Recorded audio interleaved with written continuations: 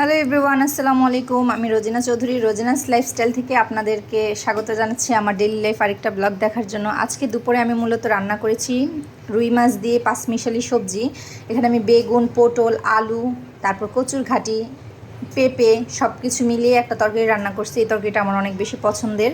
যেদিন আমার একটু সবজি খেতে ইচ্ছে করে তখন আমি এইভাবে যে কোনো মাছ দিয়ে রান্না করি, যে কোনো পাঙ্গাস মাছটা বাদে আর কি। চিংড়ি মাছ, রুই মাছ, কাতল মাছ এগুলো দিয়ে আমি রান্না করি। তো কে কে এভাবে রান্না করেন অবশ্যই কমেন্ট করে বলবেন, আর আমার তরকারিটা কেমন হয়েছে অবশ্যই কমেন্ট করে জানাবেন। আর কে কে পছন্দ করেন তাও বলবেন। এভাবে নর্মালি বেশিরভাগ মানুষ খায় না, বাট আমার কেন জানি মনে হয় আলাদা আলাদা সবজি রান্না করব, এত পথ করার সময় নেই, তাই সবগুলো সবজি একসাথে দিয়ে আমি এভাবেই রান্না করি। আমার কাছে খুবই ভালো লাগে, খুবই পছন্দের একটা তরকারি। আর এখানে হচ্ছে পটলের খোসা, রসুন, পেঁয়াজ, কাঁচামরিচ ভেজে রাখছি, এটা একটা ভর্তা করব।